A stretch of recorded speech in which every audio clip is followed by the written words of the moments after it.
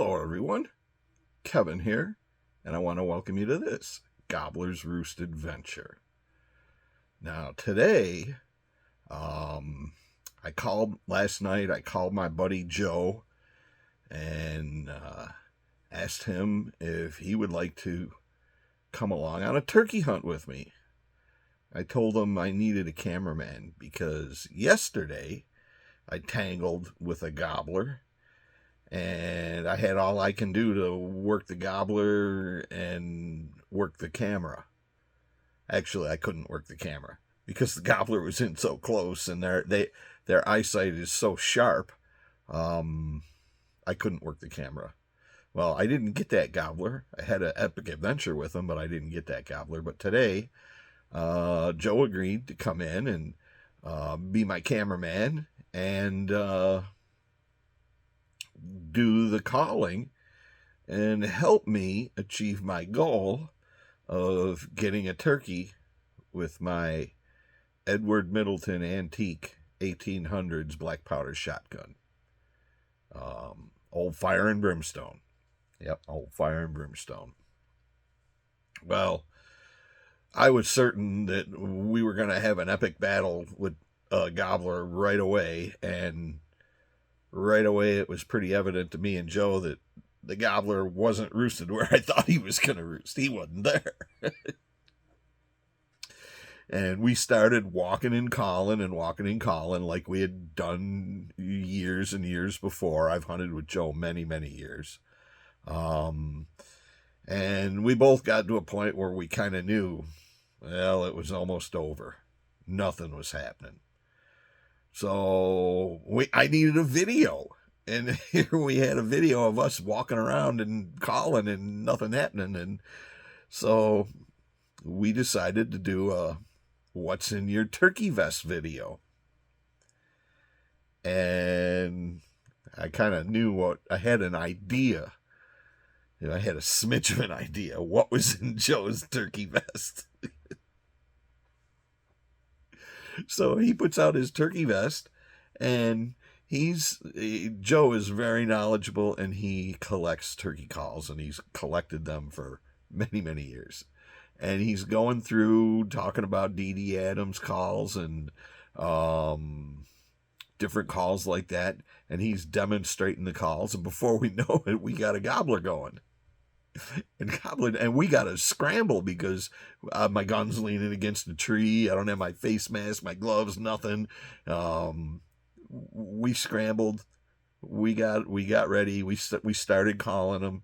That gobbler came in pretty quick. We get one little smidge of video of him strutting between two trees for a second, and then he hangs up at 50 yards, spitting and strutting behind some brush where Joe said he could see him the whole time. But we couldn't see him. And he hangs up there for about 20 minutes or more. And then we didn't see him, but all of a sudden he decided to leave. Next thing we know, we hear him gobbling as he's walking off. Well, Joe did a masterful job of calling. He played every situation just right with this turkey, and he changed calls many times from slate to box call. He didn't use no mouth calls or nothing like that the whole time with the sharp eyes of the turkey, slate and box call. He switched back and forth the different ones. That turkey was walking off and gobbling the whole way. He had decided that we weren't worth his effort, and all of a sudden Joe picks up a Blodgett slate call, and he starts letting this turkey have it. He starts talking real sexy to him, and well, I'll let you watch the video and see what happens.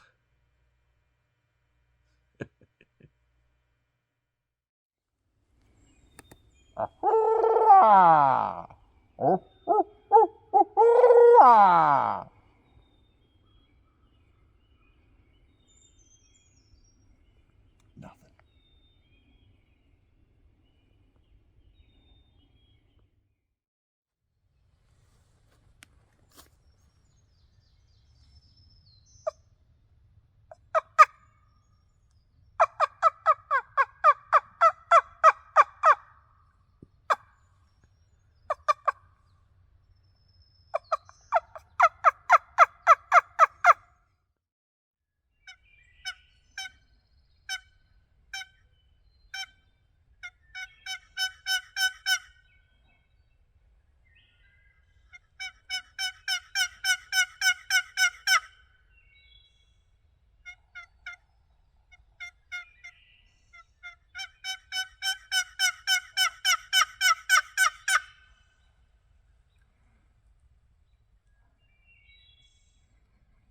You always got to lean into that last one. Oh, jeez. Hey, Joe. I was wondering, what the heck you got in all of that turkey vest? Oh, I have a few calls. I came with the intention of having a battle, and you can never have too many calls. Well, theoretically you can, but this vest probably weighs over 20 pounds. Well, which is probably 4 times more than what mine weighs. Yeah, but you know, you never know what flavor they're gonna like, and me being the turkey call junkie that I am, you know, you can never have too many. But so, what do you got in your turkey vest? well, if you give me a couple minutes, I'll show you. Okay. So, Joe, obviously you have a few calls in your vest. Well, you know, variety being the spice of life. Oh, you're very spicy. So, right, I do have a few calls, if you will, and some say it might be a little bit excessive, but no. I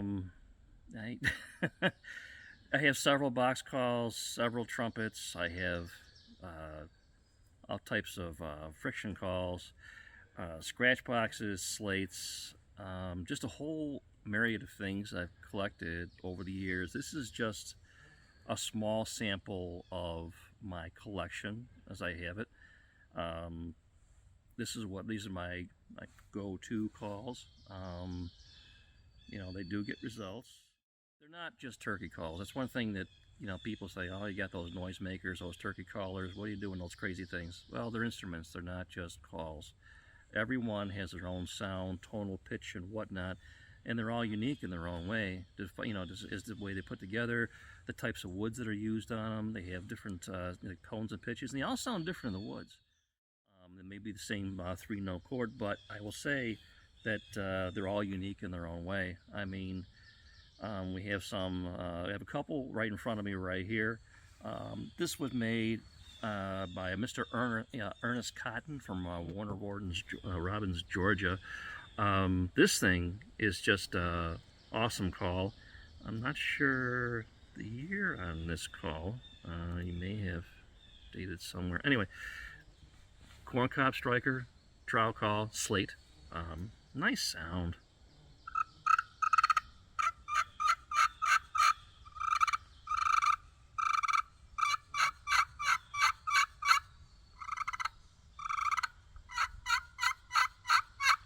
Nice sound on that. It's an interesting design. You know, like a baffle. It's awesome. These you don't see come up often at all. I haven't seen one of these on eBay or anywhere else in several years. You get any one of these trowel calls, his box calls, or any other type of calls he made, you grab it, you hold on to it, you keep it, and hand it to somebody else who was a turkey hunter. Like I said, there's just a lot of history with some of these calls. Here's a box call. This is the hen box. This is Mr. Richard Hudson. I know it's got this looks like a snakewood lid. I'm not sure, but I'm not sure the body. But hen box. I have a few hen boxes here. They're all constructed just a bit differently. Matthew Fulkerson made the other two that I have, but they have a unique sound all their own. And these are played differently than a typical box call. You're kind of cupping it in.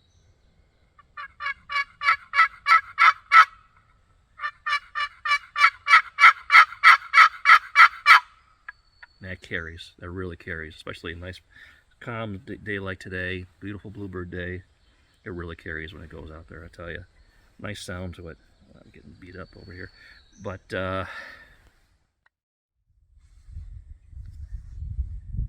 some dude who lives in Wyoming County made this for me. Oh, that looks familiar. Part of a 2-call set. This is from 2005. This always has a place in my vest. This is ebony, and this is what, Kokomo or Bloodwood? That's the Bloodwood. Bloodwood, all right. This has got a phenomenal song. This is a rare call made by Mr. Raybold and Buffalo Hunter Game Calls. He didn't make many of these. In fact, I'm sure I'm the only one who has these 2-call set in existence. It sounds great, and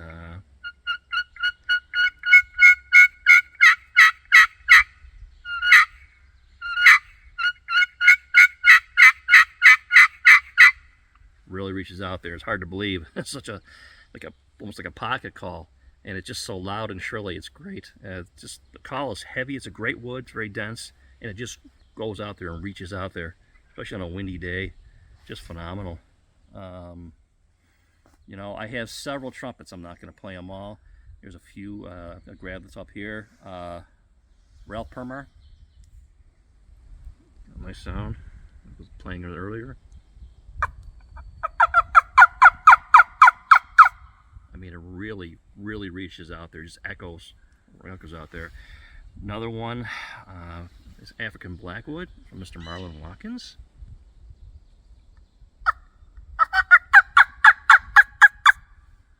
Another great sounding call. It's got a hen wing bone in the tip there. It's great.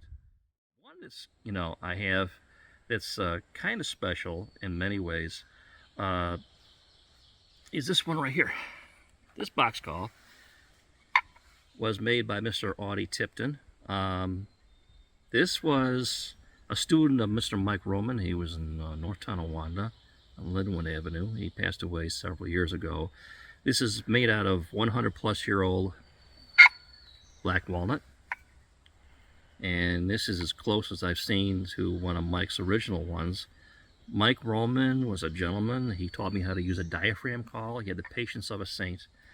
And this call just really screams.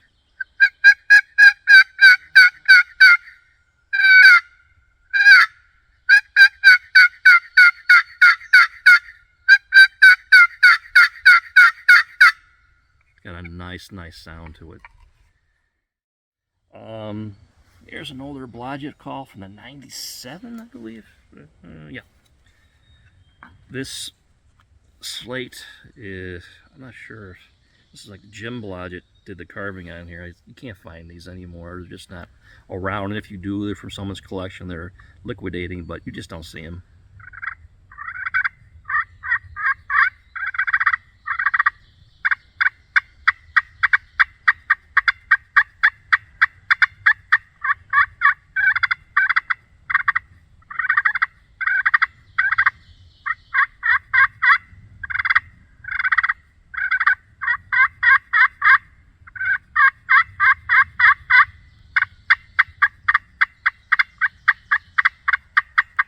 There's a gobble. That was a gobble down in there. Keep going.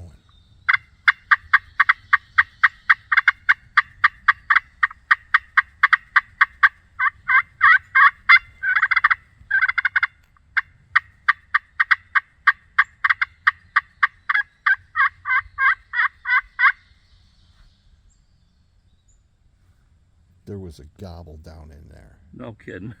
He was kind of far away, but there he goes again.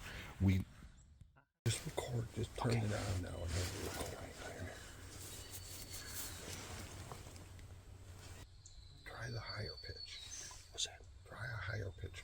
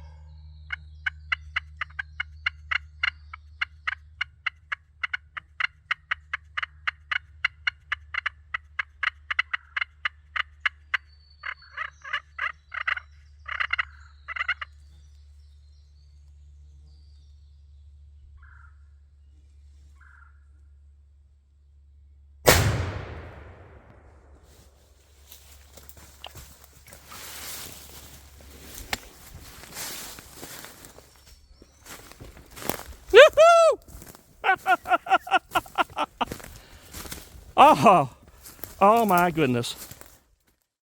Oh my goodness. Will you look at this? Whoa. Oh my God. I actually called in a bird for you. Wow. Look at that. I don't know how big he is, but he looks like a nice bird. I gotta put this down. Holy crap. Joe. What an awesome job. My goodness. How many yards away was he when we were playing around? What'd you think? Oh, we called him from way out. We called him from way out. Oh. Oh, man. 2-year-old? I can't tell. No, he's a Jake. Okay. You know what? But you know what? He gobbled just like a longbeard. Yeah. I cannot. Wow. Hold that bad boy up. I got to back up just a little bit. Oh, Kevin, Joe, that is amazing. That was awesome, Colin. Thank you. I appreciate that. Oh, I love my man. calls. That is a nice bird. Look at him. Joe, Wow. What awesome, Colin. Thank you. Wow. Look at him. How many years has it been? Wow. We've hunted together 26. 20 more. I was going to say more than 25 years. Yeah. 26 years. And 26 this is the years. first time This is the we 26th tangle with many season. birds. Many birds. But they proved to be very elusive, very crafty. Wow. It came together today, boy. It certainly did. Oh, Wow. phenomenal. Just phenomenal. Beautiful, Kevin. Wow. Oh, awesome calling, Joe. Thank you. Really, awesome. I mean, you did an exemplary job calling him in. Oh, look at. Hold him high. Oh, I can't hold him much. I can't hold him too long. He's Perfect. heavy. Awesome. Well, before we were so rudely interrupted. You know, the ones that I've used in the past, they sound differently. They all sound differently. This slate call, this Blodgett slate from the late 90s, this thing just gets them fired up. It just cuts through everything, and it really closes them in at a distance.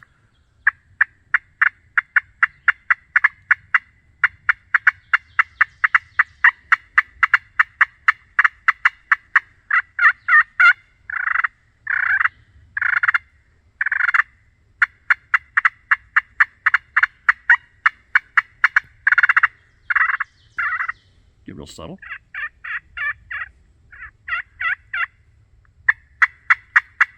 And turn it up again. Cuts. Purrs. Ever so soft. This is what brought this young gobbler right into the gun. And I mean, this bird was literally on top of us when you pulled the trigger. This was amazing. This Blodgett call from 1997. You don't see these often at all. This is an awesome, awesome call. You just never know what they're going to go for. And, you know, it's they're heavy, but man, I tell you, it makes all the difference when you get everything. And the perfect thing was all laid out like a surgeon's table for me. this lucky rock, as it will be known as. Yep. I mean, I could hold this, my paddle, my Jack Scott cutter down here without the bird even seeing the motion of my hands. And then when he kind of moseyed on down the hill a little bit, that's when I grabbed the slate, and I knew that's what got him fired up. When he was all the way out there, we can barely hear him. And then that just really got him fired up, and he come literally rolling down. You pulled him right back in. Oh, He my came goodness. straight down the Wow. gun. That Barely had to move on to shoot him. That was amazing. That Yeah. was just amazing. It certainly was. Okay, after this bird that Joe and I called in, we got to put another notch on the box call.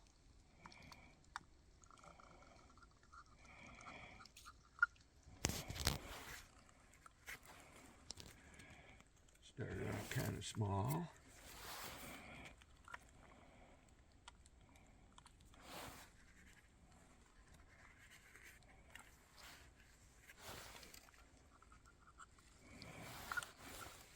There we go.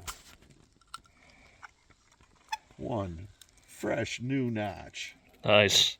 for one of the best turkeys I've ever shot.